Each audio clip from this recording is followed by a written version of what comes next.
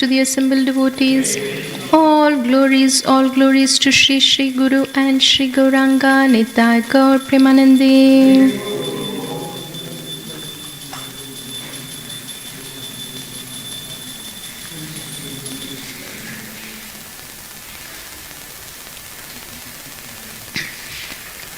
Om Namo Bhagavate Vasudevaya.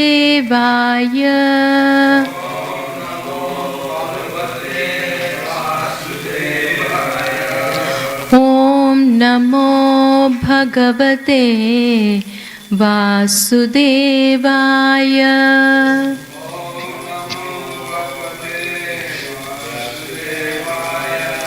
Om Namo Bhagavate Vasudevaya.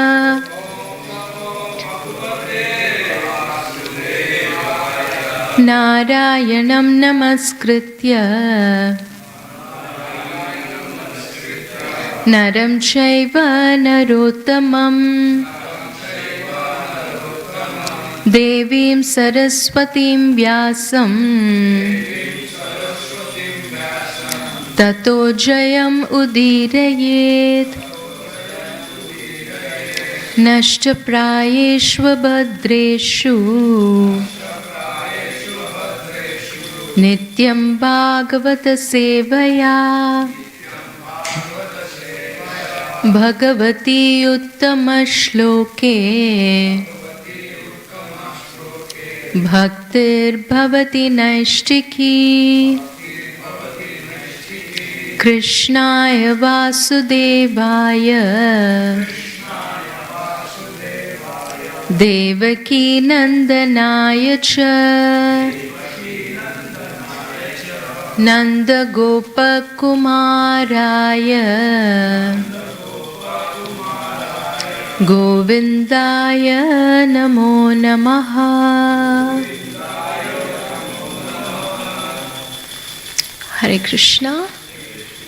Welcome everyone to this morning's Srimad Bhagavatam class. So today we are reading from Srimad Bhagavatam, Canto number 3, Chapter 26 and text number 32. Okay, so please repeat after me. 32. Text number 32. Tamasacha vikurvanad Bhagavad virya choditat Shabdamatram abhutasman Nabha shrotram tu shabdagam Tamasacha vikurvanad Bhagavad virya choditat Shabdamatram abhutasman Nabha shrotram tu shabdagam.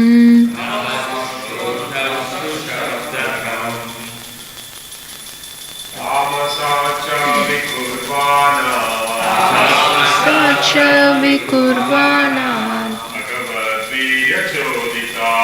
Bhagavad virya chodita Shabdamatram abhutasman Nabha shrotam tru shabdagam.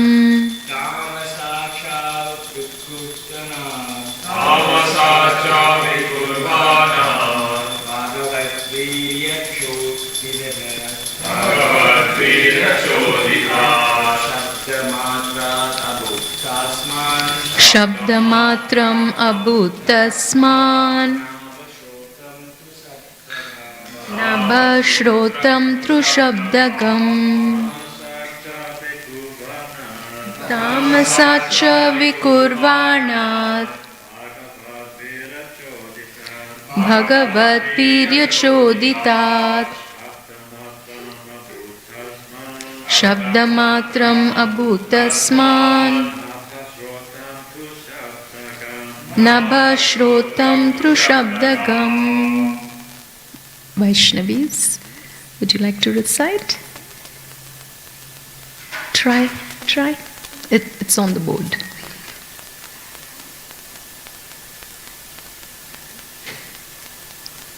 Would you like to try? Mataji, would you like to try?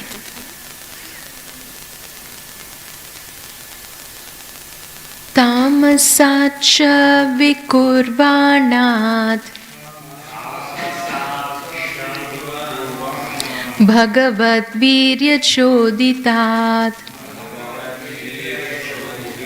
Shabdamatram abhutasman Nabhashrotram tu shabdagam.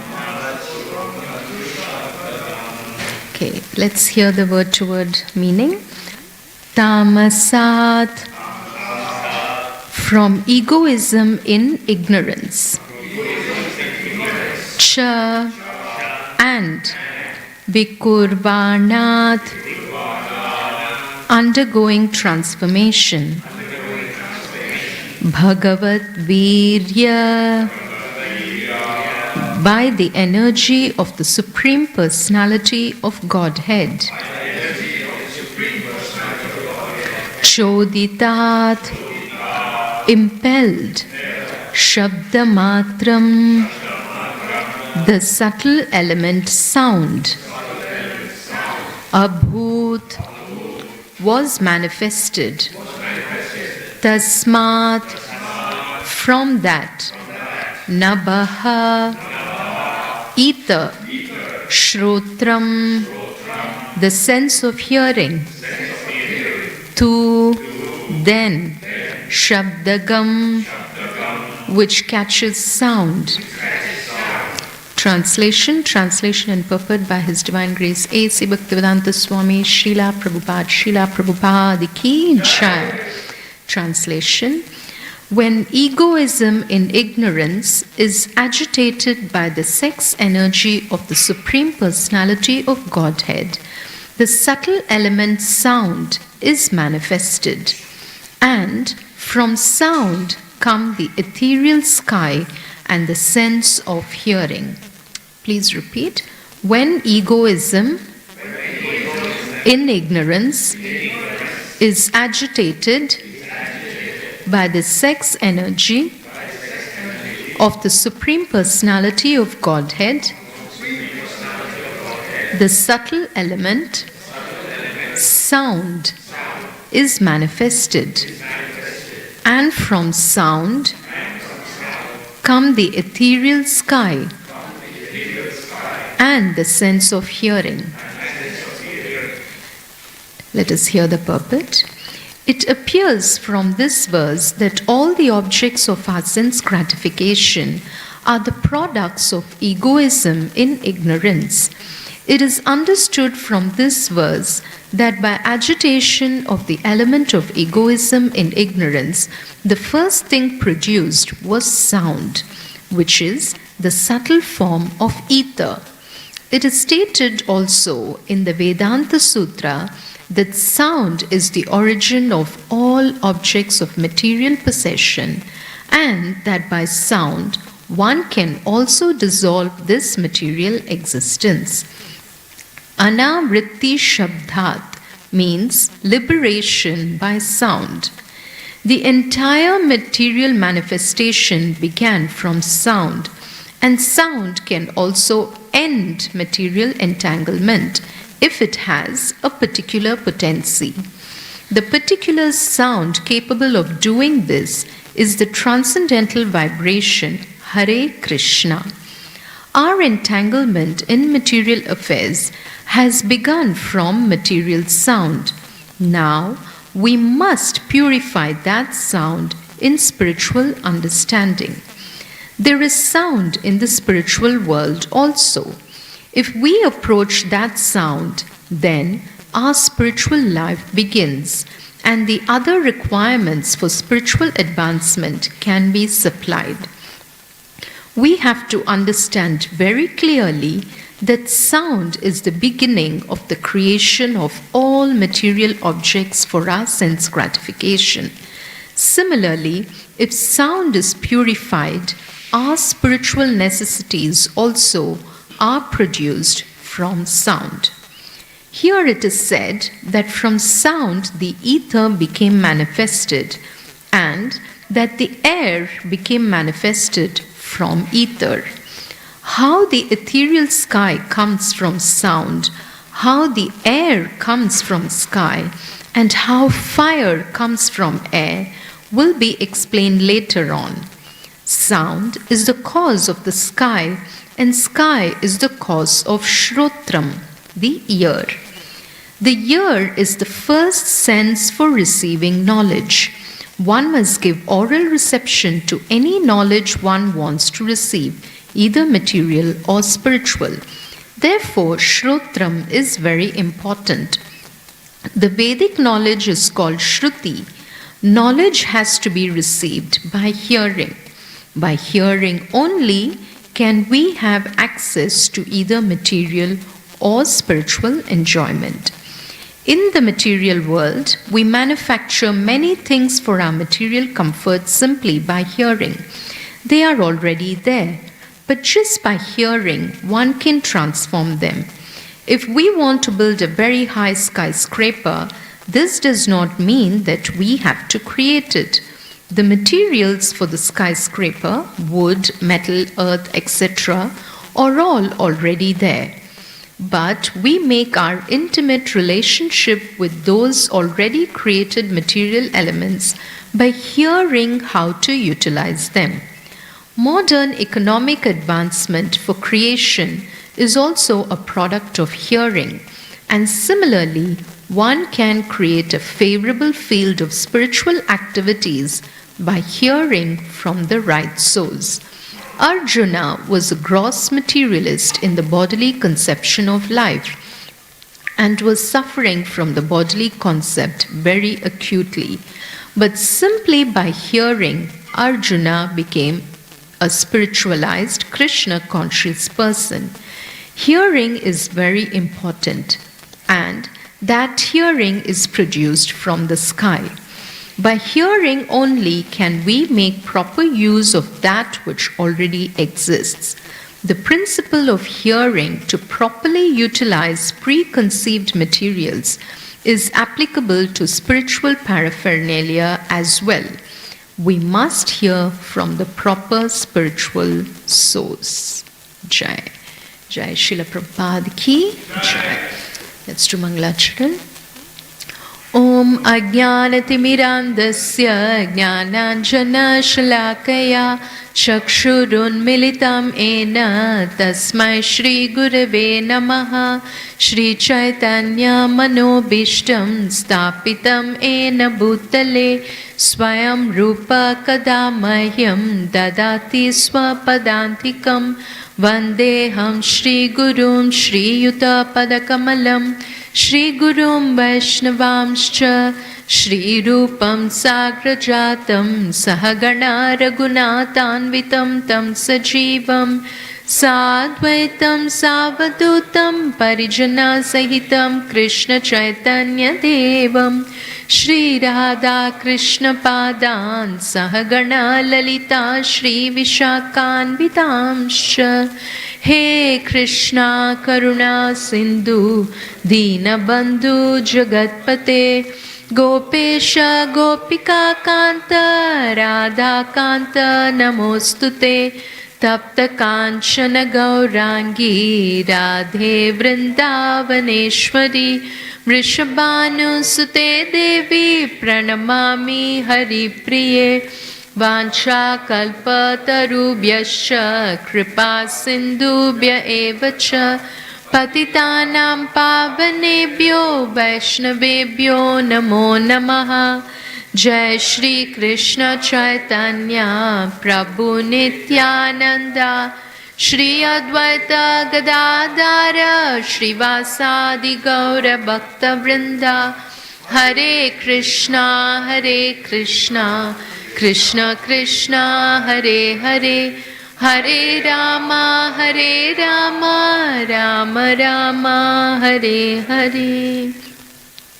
Bhuter Mahadbe Yayima Puro Vibho Nirmaya Shete Yadamosho Purusha Bhunkter Gunamsho Dashashodasatmaka Solam Krishishta Bhagavan Vachamsi Me Shri Krishna Sharanam Sharanagatam Kathamritam Satatapibatam Bhakti Vedanta Markapanktanam Sarvalokarishi Deva Janna Prasannam Sarvalokarishi Deva Janna Prasannam.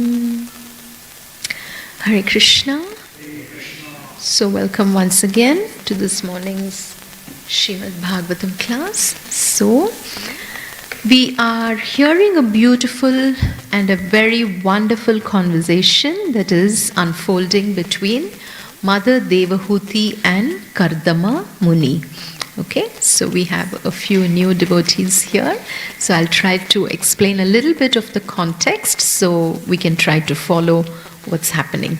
Okay, so Mother Devahuti and Kardama Muni, they were a couple. Okay, and they were very great personalities.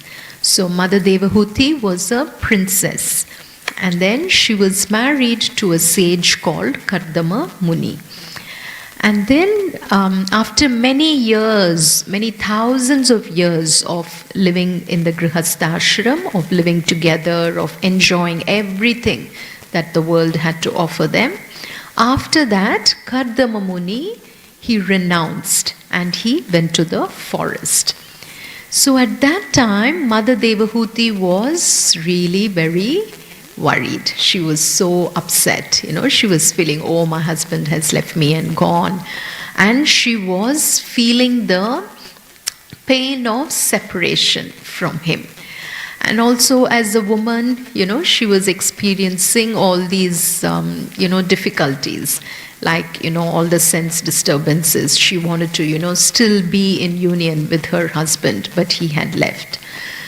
But then by then, they had had children, and her son was Kapila Muni, who is the Supreme Lord himself. So the Supreme Lord, Shri Krishna, incarnated as Kapila Muni, as their son. And then, now we are seeing a conversation where Mother Devahuti, knowing that Kapila Muni is the Supreme Lord, that is her own son, she is talking to him and she's putting forth different questions.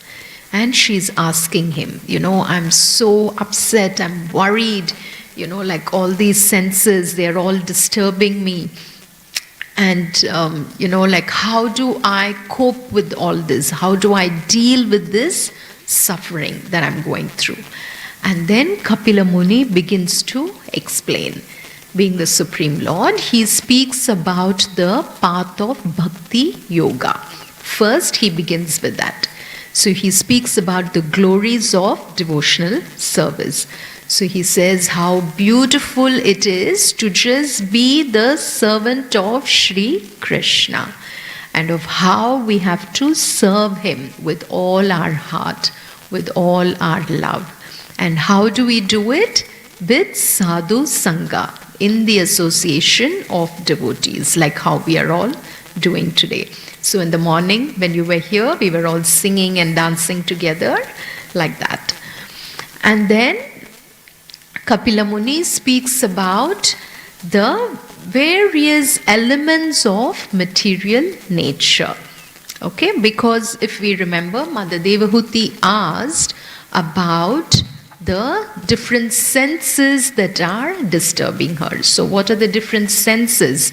We have our sense of hearing, our sense of vision, our sense of touch, and then the sense of tasting, and then the sense of smell, fragrance. Okay, so with all this, it was creating so much of confusion in her heart. Like, I'm still having so many desires. I still want to do so many things. But how do I deal with it? So then Kapila Muni is speaking about how all this came into existence. So first we have to know the foundation of anything, isn't it? So then he speaks about how all the material elements, how all the different senses, how they all originated. So that's where we are at. So, and for us as devotees, it is important to also know and understand about these basic elements of material nature. Why? Because when we understand that, then we understand what we are made up of. And then we realize the temporary nature of our material existence. And then we realize how we have to then take to bhakti, intensify our service to Krishna, so that then we can, leave this material world with the right consciousness to go back to the spiritual world where we came from. So at the start of this chapter, that is chapter 26, Kapila Muni, he says that the Lord accepts material energy, that is Prakriti, for his material pastimes, for his Leela, for his enjoyment. So it is said, Saesha Prakritim Sukshmam Daivim Gunamayim Vibhu Yadrichayaivo Pagatam Abhyapadyata Leelaya. So Yadrichaya, out of his own will, what does the Lord do? He accepted Abhyapadyata and Leelaya for his pastime. So Sri Krishna has many different energies, and to broadly classify, we understand that he has his spiritual energy and his material energy, which is Prakriti. So for the reason of creation, for this whole material manifestation to happen, somewhere there has to be a beginning, isn't it? So we know that Sri Krishna is Sarva Karana Karanam. So he is the cause of all causes. So everything originates from him. So now when the Supreme Lord, he accepts Prakriti for his own pastime, for his own Leela, and there we see how Prakriti then comes into being. How we look at the origin of Prakriti itself. So initially we see the Pradhana. So what is Pradhana? It is the three gunas, that is the modes of material natures, goodness, passion, ignorance, and all the 24 material elements. So earlier we looked at all of them, like ether, air, fire, water, and then earth. And then we have the 5 knowledge acquiring senses, that is our eyes, nose, mouth, ears, and our skin. And then we have 5 organs of action. So what is that? Our arms, legs, and then our evacuating organs, our reproductive organs, and all this. Then we also have the mind, intelligence, false ego. Those are the subtle elements.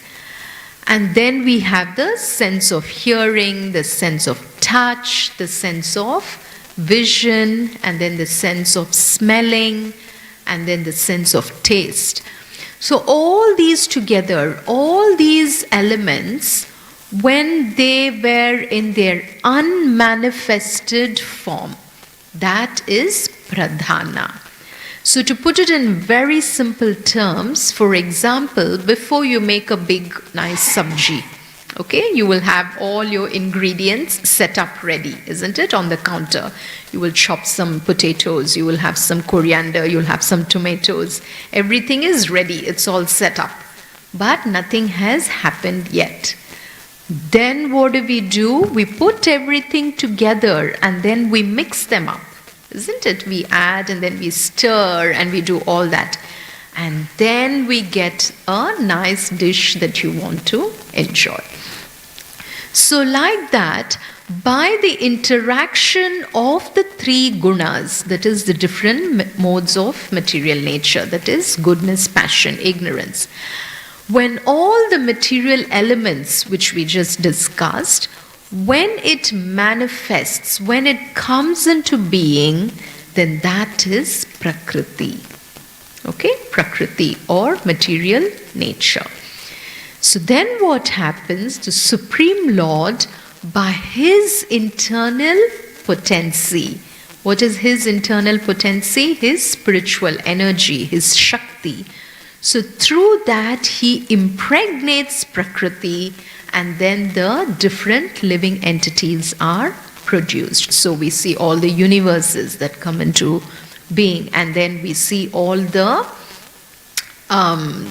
things that are present within each universe. So we see that Lord Mahavishnu, simply through his glance, and then from his pores, all the universes originated. Karanodakashayi Vishnu.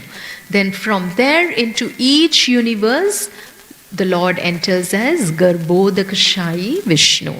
Then within each living entity, he enters as Kshirodakashayi Vishnu, and he resides in our heart as the super soul, as Paramatma. So when the different living entities are produced, the Lord is accompanying us within, in our heart, as Paramatma. And externally, he is present as the time factor. So time, Kala, is also Sri Krishna. So as the super soul in our heart, the Supreme Lord gives us permission to do things. So in the Bhagavad Gita we hear, Upadrishta Anumanta cha Bharta Bhokta Maheshwaraha Paramatmeti Chapyukto Dehesmin Purusha Paraha. That is Upadrishta. The Lord oversees all our activities. Anumanta. He gives us permission to do whatever we have to do. Then Bharta. He is the master. And then Bhokta. He is the supreme enjoyer. And Maha Ishwaraha, the Supreme Lord, is the Paramatma. He is our super soul. So through all our activities, whatever we do, we are meant to give pleasure to the Supreme Lord, who is within our heart. So when we do that, then the Lord is pleased. And that is why he has created all this, isn't it? All the material elements and all this and everything. Why? It is for the Lord's pleasure.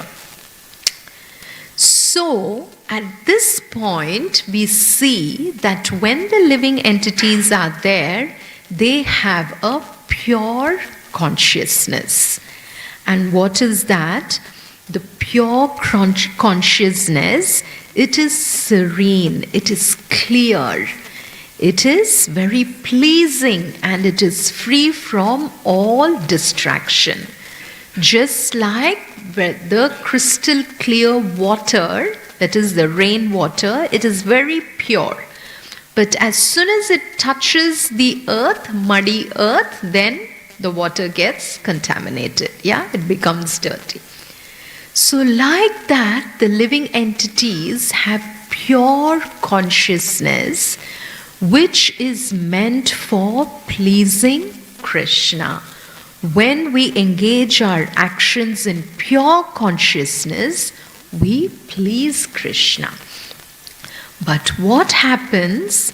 The living entity misuses his minute independence. Now, every living entity, we have our own free will or our own independence to do whatever we want. When that free will is misused, then what happens? The first transformation that happens is the false ego. So from the pure consciousness comes the false ego, because people want to do whatever they want to do. So then what happens? From the false ego or the material ego, it is called as, from that and this false ego is present in 3 different modes. That is, false ego in the mode of goodness, ego in the mode of passion, and ego in the mode of ignorance. Now, so the ego is very active and it is endowed with these 3 gunas. So, by the interaction of each of these, that is ego in the mode of goodness, it gives rise to the mind. The mind is evolved. Then in our mind we have thoughts and reflections, and that gives rise to our desires. Then ego in the mode of passion gives rise to intelligence, and then it also produces our 5 knowledge acquiring senses, which we saw earlier. Yeah, the ear, skin, eye, tongue, nose, and all that. Then ego in passion also gives rise to the 5 organs of action, which is the voice, the legs, arms, reproductive organs, the evacuating organs. Now, these working senses, they depend on the vital energy. And the 5 knowledge acquiring senses, they depend on the intelligence of a person. So it is all very scientific. It is all very scientific and philosophical as well, highly philosophical. So just try to, be with the flow so that we can go on this journey together. So then what we see, now we saw false ego in goodness, and then we saw false ego in passion. And now that brings us to today's verse, where we see when the false ego in the mode of ignorance, when it is impelled or when it is agitated by the Supreme Lord's virility, by his sexual energy, when the false ego in the mode of ignorance is activated, what happens? The first transformation that happens is sound. So sound is produced. We all know what is sound. Yeah, so sound is produced. Then from sound comes ether, which is the sky. So ether is nothing but the upper regions of air, which is above the clouds. So that is ether. Then from ether comes the sense of hearing. So that is what is explained in today's verse. And Srila Prabhupada, in his purport, he highlights the importance of sound and the importance of hearing. Yeah? Why it is very important.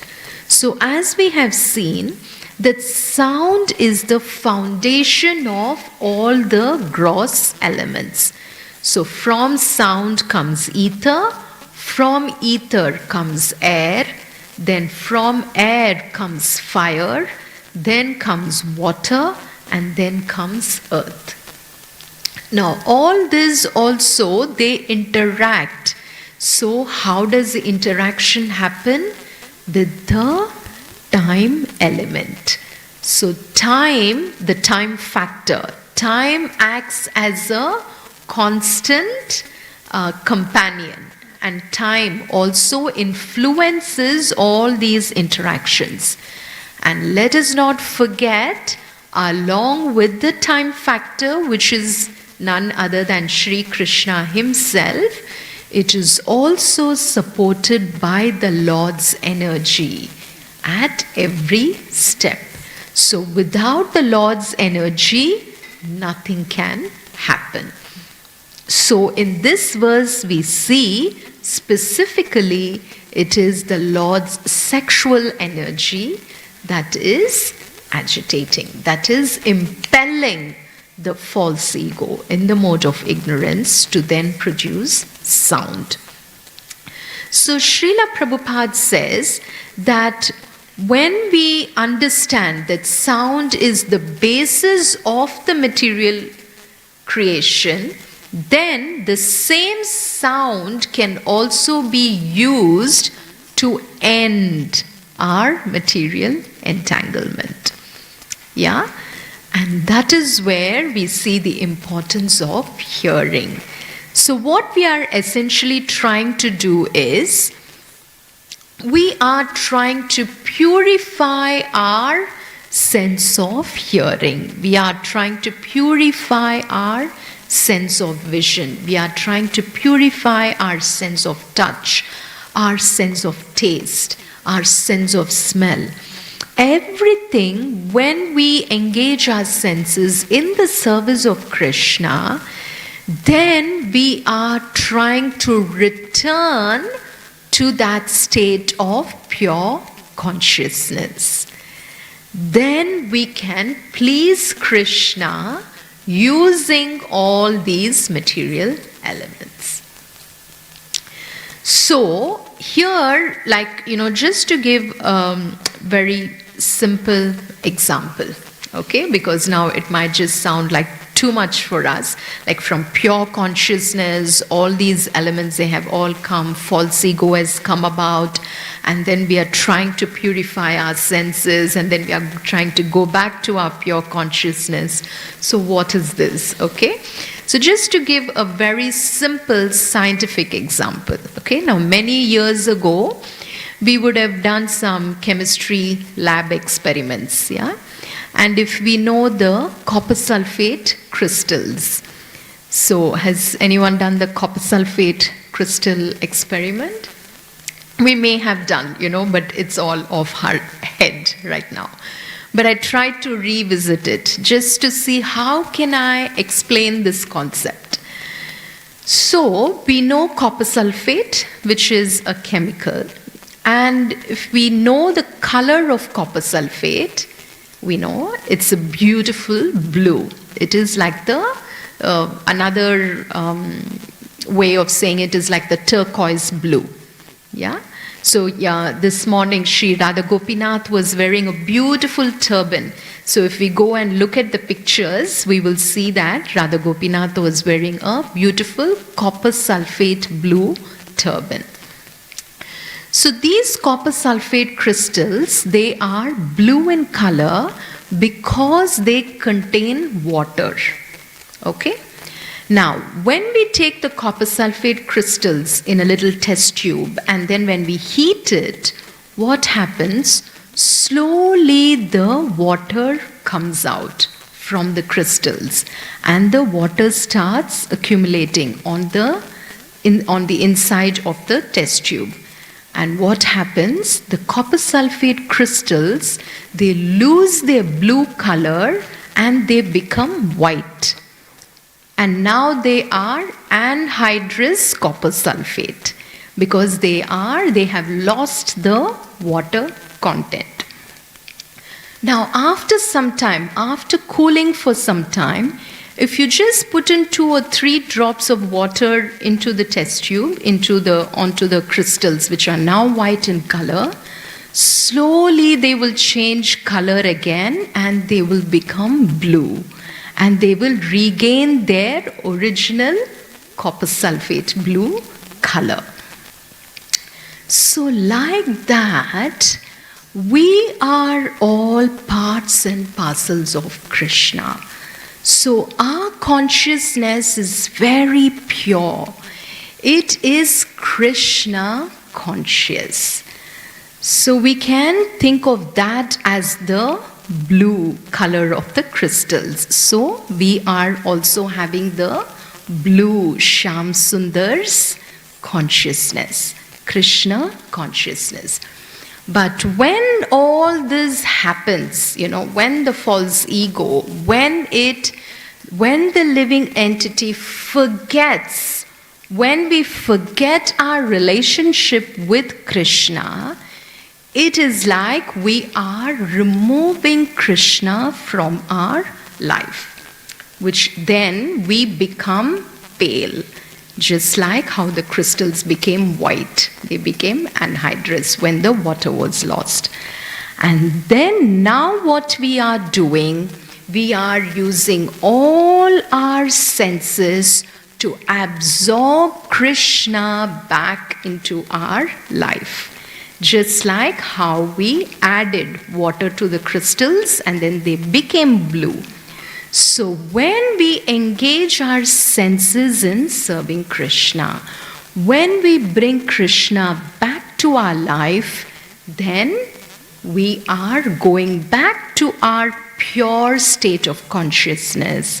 And then that helps us to return to Sri Krishna's spiritual abode to have our eternal life with him.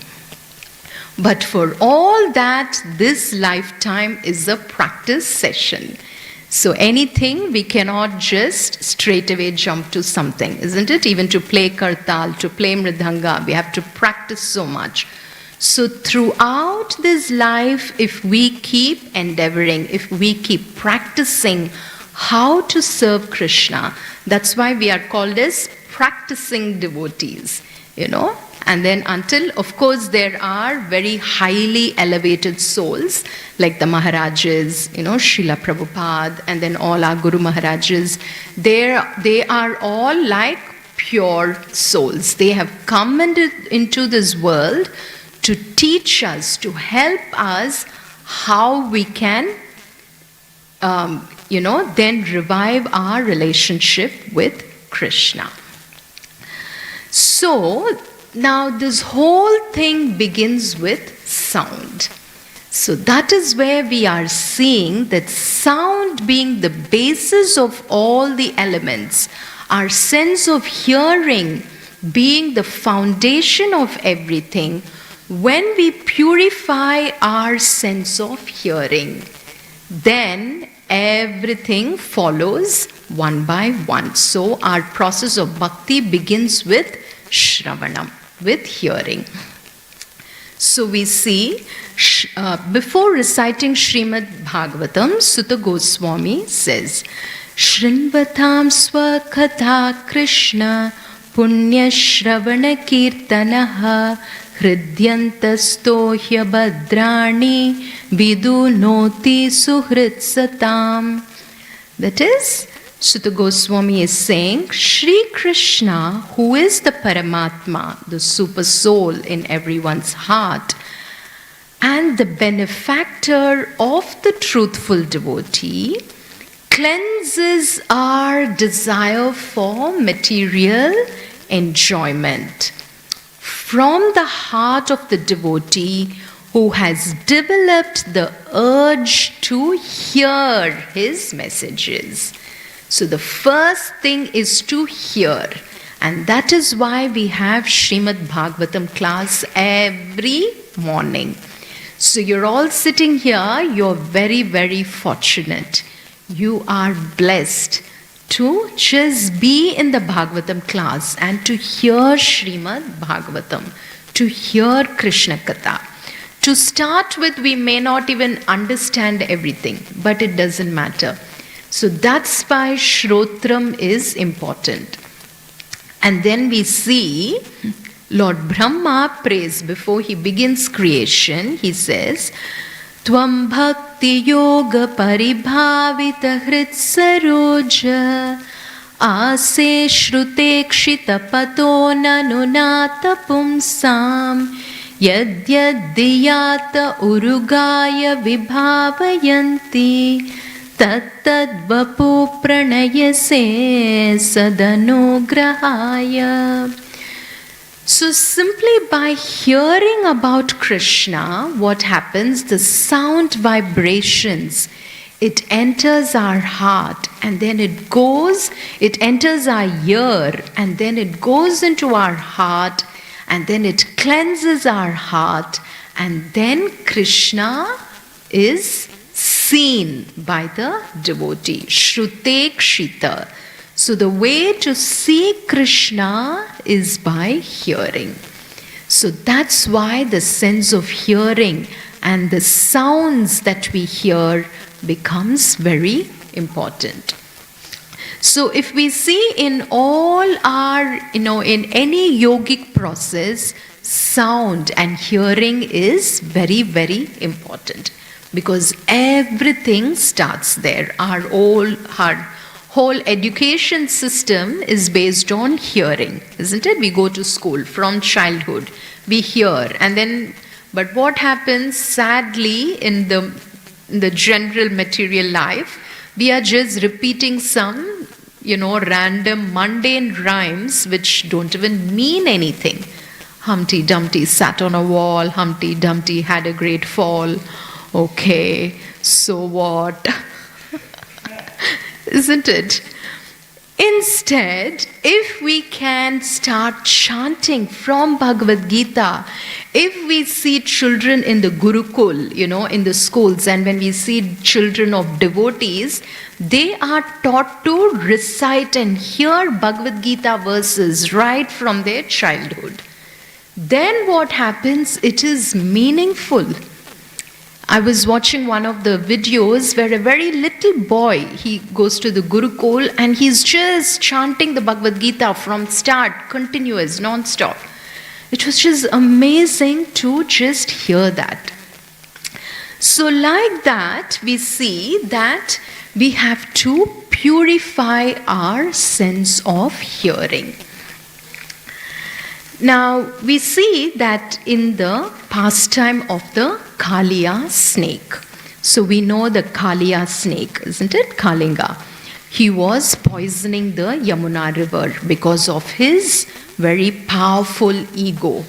And then what happened? There was a big fight between Sri Krishna and the snake Kaliya. And finally, Krishna, he danced on the hoods of Kaliya and then he subdued his ego. And at that time, the Nagapatnis, that is the wives of the Kaliya, the snake, they come and they offer beautiful prayers to Krishna. And in these prayers, we see how the Nagapatnis are glorifying Sri Krishna in his form, who is the Lord of all these material elements and the material manifestation, the Lord of the senses. So, Lord Krishna, through his forms of Vasudeva, Pradyumna, Sankarshana and Aniruddha, he controls our thinking, willing, feeling and our actions. And Rishi Kesha, so the Lord is the master of our senses. So we see the Nagapatnis, they are offering beautiful prayers glorifying the Lord with these names. So they say, Bhuta Matrendriya Prana Mano Buddhyashayatmane Trigunena Bhimanena Ghodaswatmanubhutaye Namo Nantaya Sukshmaya Kutastaya Vipaschite Nana Vadhanurodhaya Vachya Vachaka Shaktaye. So the Nagapatnis, the wives of the Kalya snake, they are addressing Krishna and they are saying, please forgive our husband. He acted because of his ego, because of his senses. And to contradict that, they are addressing Krishna as the Lord of the senses. They are saying, our obeisances unto you, who are the ultimate soul of the physical elements, which we saw just now, all the elements. So the Lord, who is the soul of all that, the subtle basis of perception, of the senses, of the vital air of life, and of the mind, intelligence, and consciousness. And then the Nagapatnis say that by your arrangement, the spirit souls falsely identify with the three modes of nature, and their perception of self becomes clouded. So initially we saw how the Lord accepts Prakriti for his Leela, for his pastime. So through the Lord's material energy, through the influence of Prakriti, we are put into this delusion. We are put into an illusion of thinking that this is our permanent life. So, when the Jiva uses our free will to use our independence to connect back to Krishna, then that is our original position. So, in the Rudra Geet as well, we see Lord Shiva glorifying these beautiful four forms of the Lord, that is Vasudeva, Sankarshana, Pradyumna and Aniruddha. So why are we reciting all these prayers? So again, by reciting, by hearing, our senses are getting purified. When we serve in the deity department or when we serve the deities, we recite some mantras at the beginning, the Achaman mantras. We say Om Keshvaya Namaha, Om Madhvaya Namaha, Om Narayanaya Namaha, like that. And then we also say, we touch our ears and we say Om Adokshajaya Namaha, Om Nrisimhaya Namaha. So what does that mean? We are invoking Lord Adokshaja to purify our right ear, Lord Nrisimha to purify our left ear. And then we say Om Achyut Janardanaya Namaha, Om Achyutaya Namaha. So we are asking the Lord to purify our navel, our heart, our eyes. So for each of this, we mention a specific name of the Lord. Then we say, Om Haraya Namaha, like that, our arms, everything, our head. So by doing that, we are purifying our whole body before we can actually serve Krishna. So Lord Shiva prays, Namaha Pankajanabhaya Bhuta Sukshmendriyatmane Vasudevaya Shantaya Kutastaya Swarochishe. So he says that Sukshmendriyatmane, you are the supreme controller of the senses and the sense objects. So even Lord Shiva is praying to the Supreme Lord. And then he says, Sankarshanaya Sukshmaya Durantayantakaya cha Namo Vishwa Prabodhaya Pradyumnayantaratmane. So here again Lord Shiva is saying that you are the origin of all the subtle material ingredients, which we saw at the beginning of this class. Everything originates from the Lord. And then Lord Shiva is saying that you are the master of all integration as well as the master of all disintegration. That is, as all the elements come together and then they disintegrate as well. And who is the master? The Supreme Lord, Sri Krishna, as the predominating deity named Sankarshana, and the master of all intelligence known as the predominating deity Pradyumna. Therefore, I offer my respectful obeisances unto you. So if we see, we can see a connection between all this in Srimad Bhagavatam. You know, how all these exalted personalities, they are offering their prayers. And then Lord Shiva also says, Namo Namo Aniruddhaya Rishikeshendriyatmane Nama Paramahamsaya Purnaya Nibrithatmane. So he says, my Lord, as the directing deity Aniruddha, you are the master of the senses and the mind. I therefore